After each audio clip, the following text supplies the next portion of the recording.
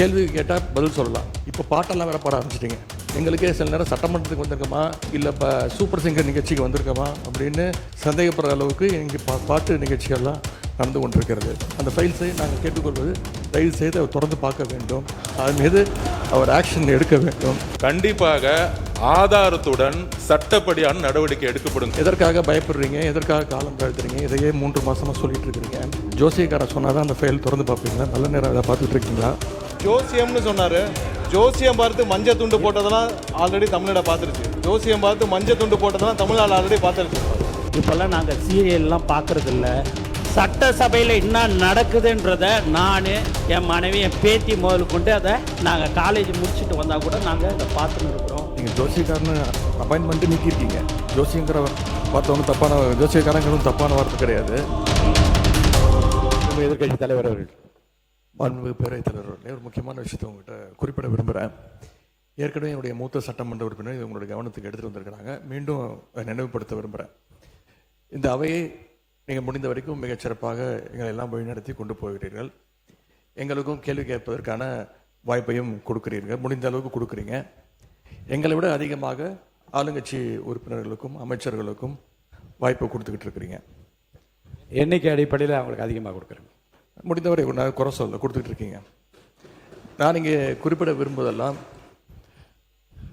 ஆளுங்கட்சியை சேர்ந்த உறுப்பினர்கள், அமைச்சர் பெருமக்கள் எங்களுக்கு பதில் சொல்லும்போது ஆதாரம் இல்லாமல் பல குற்றச்சாட்டுகளை வைக்கிறாங்க. ஆனால் நீங்கள் அதையெல்லாம் அவை குறிப்பிலிருந்து சரியாக நீக்கிடுறீங்க. இன்னும் சொல்லப்போனால் சட்டமன்ற வரலாற்றிலே இதுதான் முதல் முறையாக எதிர்க்கட்சி உறுப்பினர்கள் பேசுவதை விட ஆளுங்கட்சி உறுப்பினர்கள், அமைச்சர் பெருமக்கள் பேசுவதையெல்லாம் நீங்கள் தான் முதலாக அவை குறிப்பிலிருந்து நிறைய எடுத்திருக்கிறீங்க. அந்த வரலாறு நீங்கள் படைச்சிருக்கிறீங்க. அதற்கு எங்களுடைய வாழ்த்துக்களை தெரிவிச்சுக்கிறோம். இப்போது இந்த அவை நிகழ்ச்சியெல்லாம் நீங்கள் லைவில் எல்லாமே போயிட்டுருக்கு. கேள்விகள் நாங்கள் கேட்டால் நாங்களே ஆச்சரியப்படுற அளவுக்கு, அதிசயப்படுற அளவுக்கு பதில்களையும் கொடுக்குறாங்க. கேள்வி கேட்டால் பதில் சொல்லலாம். இப்போ பாட்டெல்லாம் வேற பாட ஆரம்பிச்சிட்டிங்க. எங்களுக்கே சில நேரம் சட்டமன்றத்துக்கு வந்திருக்கோமா இல்லை இப்போ சூப்பர் சிங்கர் நிகழ்ச்சிக்கு வந்திருக்கோமா அப்படின்னு சந்தேகப்படுற அளவுக்கு இங்கே பாட்டு நிகழ்ச்சிகள்லாம் நடந்து கொண்டிருக்கிறது. நீங்கள் அவை குறிப்பிலேருந்து நீக்கிடுறீங்க. ஆனால் இதெல்லாம் நேரடி தொலைக்காட்சியில் போகும்போது இதெல்லாம் யூடியூப் சேனல்லையும் சோஷியல் மீடியாலையும் ரீல்ஸாக கட் செய்யப்பட்டு அதிகமாக ஷேர் செய்யப்படுகிறது. அதன் பிறகு நீங்கள் இதில் நீக்குவதிலே அர்த்தம் இல்லாமல் போய்விடுது. எனவே இதை மீண்டும் உங்களுடைய கவனத்திற்கு நான் கொண்டு வர விரும்புகிறேன்.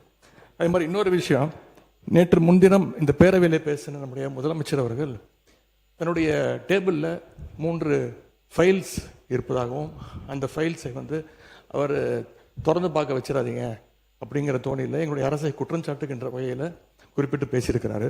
அந்த ஃபைல்ஸை நாங்கள் கேட்டுக்கொள்வது தயவு செய்து அவர் திறந்து பார்க்க வேண்டும். அதன் மீது அவர் ஆக்ஷன் எடுக்க வேண்டும். எதற்காக பயப்படுறீங்க, எதற்காக காலம் தாழ்த்துறீங்க? இதையே 3 மாசமாக சொல்லிட்டு இருக்கிறீங்க. ஜோசியக்காரன் சொன்னாதான் அந்த ஃபைல் திறந்து பார்ப்பீங்களா? நல்ல நேரம் அதை பார்த்துக்கிட்டு இருக்கீங்களா? மாண்புமிகு எதிர்கட்சி தலைவர்களுக்கு முதலமைச்சர் அன்றைக்கு பேசுகிற போது மாண்புமிகு பொதுப்பணித்துறை அமைச்சர் சொல்லுங்கள். மாண்புமிகு பேரவைத் தலைவர்களே, நம்மளுடைய மூத்த உறுப்பினர் ஃபர்ஸ்ட் 2 நாளுக்கு முன்னாடி சொன்னார், நாங்கள் முதலமைச்சர் சொல்லும்போது நாங்கள் மிசாவையே பார்த்த இயக்கம்னு. நீங்கள் மிசாவையே பார்த்த இயக்கம் தான். ஆனால் மிசாவையே பார்த்த திமுக இயக்கத்தை தனி பெரும் கட்சியாக எங்களுடைய தலைவர் வெற்றி பெற்று இந்த தேர்தலில் தாவேக்கான என்னன்னு காமிச்சிருக்கோம். அதனால எங்களுக்கு எந்த பயமும் கிடையாது. எந்த பயம் கிடையாது. ஒவ்வொரு தலையிலும், முக்கியமாக நெடுஞ்சாலை துறையிலும் சரி, முக்கியமாக பொதுப்பணி சொல்லி வெள்ளை வேறிக்கை வெளியிட்டு முதலமைச்சருடைய அலுவலகத்தில் அந்த ஃபைல் இருக்கு. கண்டிப்பாக ஆதாரத்துடன் சட்டப்படியான நடவடிக்கை எடுக்கப்படுங்கிறதா முதலமைச்சர் சொல்ல வந்தது. இதை யாரும் அவர் சொன்ன அர்த்தம் அன்னைக்கு அவைக்கு அவர் வரல. அது அவருடைய ப்ராப்ளம். அது அவைக்கு வராத பொழுது அவர் சொன்னார், மாண்புமிகு கொறடா சொன்னார், ஆதாரம் இருக்கா. நிதித்துறை அமைச்சர் பார்க்கும் பொழுது, அவர் கேட்கும் பொழுது, எங்க கிட்ட ஆதாரம் இருக்கு, அதை தகுந்த நேரத்தில் சட்டப்படியான நடவடிக்கை எடுக்கப்படும் சொன்னாருங்கிறத பதிவு பண்றேன். ஏன்னா அவர் எதிர்க்கட்சி தலைவர் அன்னைக்கு வரல, அவர் அதனாலதான் பதிவு பண்ண. அதுக்கப்புறம் அவர் சொல்றாரு, போன 5 வருஷம் இவங்க என்ன ரீல்ஸ் விட்டாங்க, என்ன பாட்டு பண்ணாங்க, பாராளுமன்றத்திலே பதவி இருக்கும் பொழுது எங்களுடைய எந்த கட்சி தலைவரும் எந்த கட்சி தலைவரையும் பத்தி உறுதிமொழி எடுக்கல. அவரை பத்தி பேசிதான் உறுதிமொழி எடுத்தாங்க. பாராளுமன்றத்திலேயே தமிழ்நாட்டுடைய புகழ் பெரியாரை பத்தியோ அண்ணாவை பத்தியோ பேசல. ஒவ்வொரு எம்பியும் போய் யாரை பத்தி பதவி பிரமாணம் பண்ணாங்கிறது மக்களுக்கு தெரியும்.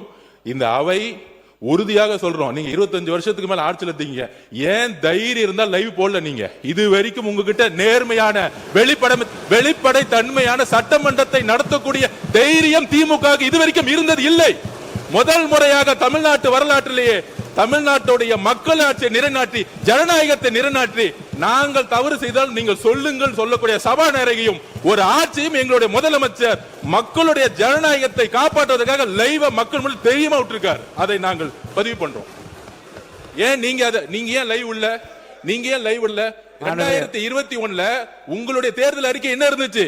2021 திமுகவுடைய தேர்தல் அறிக்கையில் சட்டமன்றத்தை லைவ்ல கொண்டு வரணும் சொன்னீங்களே, ஏன் செய்யல? மாண்பு நீர்வளத்துறை அமைச்சர் மாண்பு பேரவைத் தலைவர் அவர்களே, கொஞ்சம் சொல்லிட்டோம், ஒரு நிமிஷம். ஜோசியர் என்ற வார்த்தையை நீக்கும்படி கேட்டுக்கொள்கிறேன். அதுக்கு அடுத்தபடியாக நேற்று மார்க்கெட்டில் ஒரு 70 வயசு முதியவர் சொன்ன ஒரு வார்த்தை என்னான்னு பார்த்தீங்கன்னா, இப்போல்லாம் நாங்கள் சீரியல்லாம் பார்க்கறதில்ல, லைவை அசம்பிளியில் சட்டசபையில் என்ன நடக்குதுன்றத நான் என் மனைவி என் பேத்தி முதல் கொண்டு அதை நாங்கள் காலேஜ் முடிச்சுட்டு வந்தால் கூட நாங்கள் இதை பார்த்துன்னு இருக்கிறோம். உண்மையாகவே ரொம்ப சந்தோஷமாக இருக்குது, நிம்மதியாக இருக்கிறோம். எங்களுக்கு எல்லாம் இருந்த பயம் எல்லாம் போய் இன்னைக்கு எதுவாக இருந்தாலும் எங்களுக்குன்னு ஒரு புள்ள இருக்கிறாரு நம்மளுடைய முதலமைச்சர்ன்றத அவர் அந்த பெரியவர் சொன்னார். இது உண்மை சம்பவம். இதை நான் மாண்பு பேரவைத் தலைவர்களே, இவர்கிட்ட நான் அமைச்சர்கிட்ட காலையில் வந்த உடனே நான் இதை சொன்னேன். ஆனால் திடீர் என்று எதிர்கட்சி தலைவர் இப்படி பேசினார்.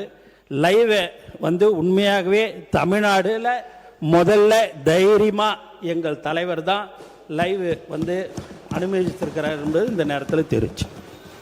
எதிர்கட்சி தலைவர் அவர்கள் பேசுகிற போது சூப்பர் சிங்கர் ஆகிவிட்டது எனக்கு இந்த சட்டசபை என்று சொல்லுது கொஞ்சம் நீங்கள், ஏன்னா கருத்துக்களை சொல்லுகிற போது பாட்டு பாட விரும்புகின்றவர்கள் அந்த கருத்தை ஒட்டி பாடுவதில் எந்த தவறு இருப்பதாக தெரியவில்லை. அது சூப்பர் சிங்கர் என்கிற அந்த வார்த்தை அவசியமா என்று. இன்னொன்று மாண்பு உட்காருங்களேன், உட்காந்துக்கோங்க. மாண்பு முதலமைச்சரை பற்றி நீங்கள் சொல்லுகிற போது ஜோசியக்காரரை கேட்டு செய்கிறார் என்று கேட்கின்றீர்கள். ஏனென்றால் மாண்புமிகு முதலமைச்சர் அவர்களை பொறுத்த வரைக்கும் ஏற்கனவே பதிவு செய்யப்பட்டிருக்கிறது. எத்தனை மணிக்கு வருகிறார், எவ்வளவு நேரம் பணிபுரிகிறார், எப்படி கோப்புகளை பார்க்கிறார் என்றாலும் மாண்பு அமைச்சர் பெருமக்கள் ஏற்கனவே பதில் சொல்லியிருக்கிறார்கள். இதில் நீங்கள் யாரை அவர் கன்சல்ட் செய்கிறார் என்றால், யாரையும் கன்சல்ட் செய்யாமலே சுயமாகவே தன்னுடைய அறிவாற்றலால் முடிவெடுக்கிற திறமை அவருக்கு இருக்கிறது என்பதை 3 மாத காலத்தில் எல்லாரும் பார்த்து கொண்டிருக்கிறார்கள். இன்னொன்று, கோப்புகளிடம் தயாராக இருக்கிறது என்றால் அவருடைய ஆய்வில் இருக்கிறது என்று அர்த்தம்.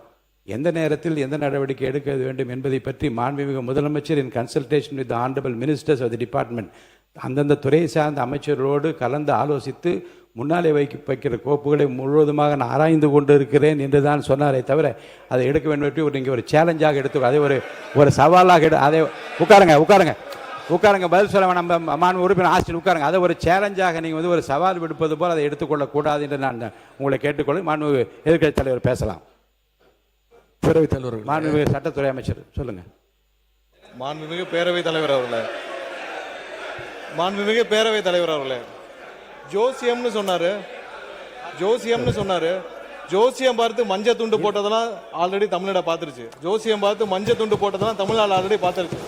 அதனால எதை செய்தாலும் வெளிப்படையாக எந்த ஒளிவனைகளும் செய்ய தெரியும், எதை எப்போ எடுக்கணும் என்னன்னு தெரியும். எல்லா துறைகளிலும் எப்பெல்லாம் சட்டப்பூர்வமான நடவடிக்கை எடுக்கப்பட்டு வருது எல்லா துறையிலும் எடுத்துட்டு வருது. எல்லா துறைகளிலும் அந்தந்த துறையில எங்கெங்கெல்லாம் வயலேஷன் இருக்கோ, எங்கெங்கெல்லாம் விதிமீறல் இருக்கோ, அதுக்கான சட்டப்பூர்வம் நடக்கிற வழக்குகள்லாம் பதிவு செய்யப்பட்டு தான் வருது. அதனால நாங்க ஏற்கனவே இந்த ஜோசியம் பார்த்து மஞ்சள் துண்டி பார்த்துட்டோம், எல்லாரையும் பார்த்துட்டோம். ரொம்ப மாண்பு எதிர்க்கட்சி தலைவர் அவர்கள், பேரவைத் தலைவர் அவர்களே, மாண்பு எதிர்க்கட்சி தலைவர் பேசும்போது நீங்க அவள் கட்சியை சார்ந்து உட்காருங்க. அவங்க பேசுறாங்கல்ல எதிர்க்கட்சி தலைவர். பேரவைத் தலைவர்களே, இதைத்தான் நான் குறிப்பிட்டேன். நாங்கள் ஒரு கேள்வி கேட்டால் நாங்களே ஆச்சரியப்படுற அளவுக்கு, நாங்களே அதிசயப்படுற அளவுக்கு நீங்கள் ஒரு பதில் சொல்றீங்கிறது இதைத்தான் நான் சொன்னேன். அதன் பிறகு ஜோசியக்காரன் அப்படின்னு சொல்கிறது தவறுன்னு சொல்கிறீங்க. நீங்கள் ஜோசியக்காரன்னு அப்பாயின்மெண்ட்டு நீக்கியிருக்கீங்க. ஜோசியங்கிற வார்த்தை ஒன்றும் ஜோசியக்காரங்கிறது தப்பான வார்த்தை கிடையாது. லைவ் வந்து திமுக ஆட்சியில் தான் முறையாக நாங்கள் தேர்தல் அறிக்கையில் சொன்னோம், கேள்வி நேரத்தை முதலையாக லைவாக ஒளிபரப்பு செய்தது நாங்கள். இப்போ இந்த கேள்வி நேரத்தையே எடுக்க முடியாத நிலைமையில தான் இன்னைக்கு இந்த அரசு நடந்துகிட்டு இருக்கு.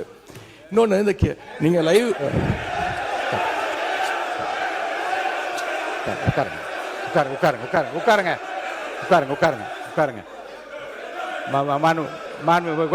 நீங்கள் மாண்பு எதிர்க்கட்சி தலைவர் வந்து கேள்வி நேரத்தை எடுக்க முடியாத நிலைமை இந்த அரசு இருக்கு என்பதை நான் வந்து அதை ஏற்றுக்கொள்ள முடியாது. என்றால் ஏற்கனவே வந்து நடக்கின்ற எல்லாவற்றையும் வெளியரங்கமாக உங்களுக்கு தெரியும். எத்தனை கேள்வி அனுப்பியிருக்கிறோம், எத்தனை பதில் வந்திருக்கிறது. அந்த கேள்வி நேரத்தை நடத்த முடியாத நேரத்திலும் மாண்பு உறுப்பினர்களை 55 விதியின் கீழ் கொடுக்கப்பட்டிருக்கிற தீர்மானங்களை எல்லாம் இங்கே கேள்விகளாக கேட்டு கூட பதில் பெற முடியுமா என்று பார்க்கின்ற முறை இங்கே கடைபிடித்து வருகின்றோம். எனவே கேள்விகளை பெறுவதில் கால தாமதம் இருந்தாலும் கூட இப்போது பதில் வரப்பெற்றிருக்கு. நேற்று முன்தினம் கூட அறிவித்திருக்கிறேன். 10 கேள்விகளுக்கு பதிலாக 5 கேள்விகளாக எடுத்துக்கொள்கிறோம் என்று நான் அறிவித்திருக்கிறேன். எனவே எடுக்கப்படவில்லை. நீங்க சொல்வதெல்லாம் நான் ஒத்துக்கிறேன். நான் உங்களை குறை சொல்லவே இல்லை. உங்களை நாங்கள் பாராட்டுகின்றோம். உங்களுக்கு ரொம்ப பொறுமையாக எல்லாரையும் ஹேண்டில் பண்றீங்க. அதை பத்தி நாங்கள் கவலைப்படல. நேரலை நாங்கள் செய்யவில்லை அப்படின்னு சொன்னாங்க. சட்டமன்ற வரலாற்றிலே முறையாக நேரலை செஞ்சது திராவிட மாடல் அரசு, எங்களுடைய தலைவர் அவர்கள் தான்.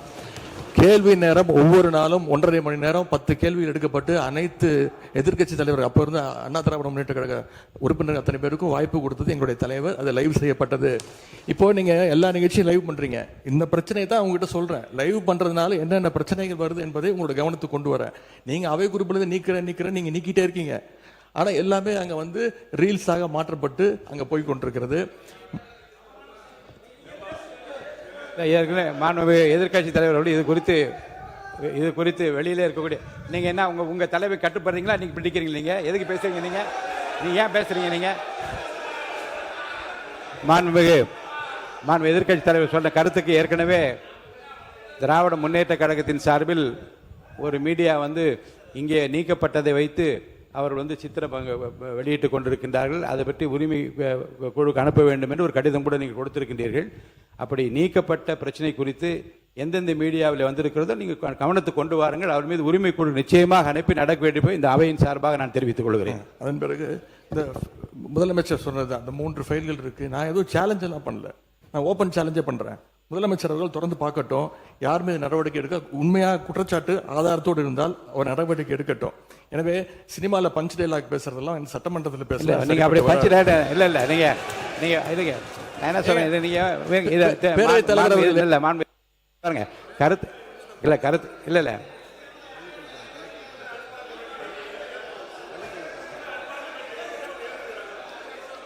மாண்புமிகு பள்ளி கல்வித்துறை அமைச்சர்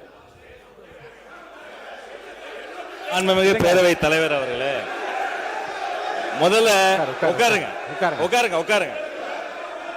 இந்த கேமரா டீம் வந்து சைடு கொஞ்சம் காட்டுங்க. ஏங்க மாண்புமிகு இருங்க இல்லங்க ஆனரபிள் ஸ்பீக்கர் மூலமா ரெக்வெஸ்ட் இந்த கேமரா டீம் அந்த சைடு கொஞ்சம் காட்டுங்க. மாண்புமிகு முதலமைச்சர் கருத்து என்ன சொல்றாங்க?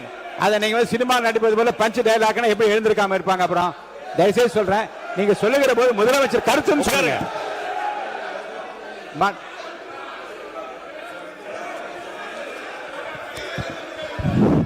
உட்காருங்க. நீங்க இருக்க, நீங்க எங்க வரீங்க? நீங்க போங்க உள்ள இடத்துக்கு. நீங்க போங்க பதில், நீங்க போங்க முதல்ல. மாண்பு உறுப்பினர் கொஞ்சம் அமருங்க. எல்லாம் அமருங்க. இருங்க. நீங்க அமருங்க. எல்லாம் அமருங்க.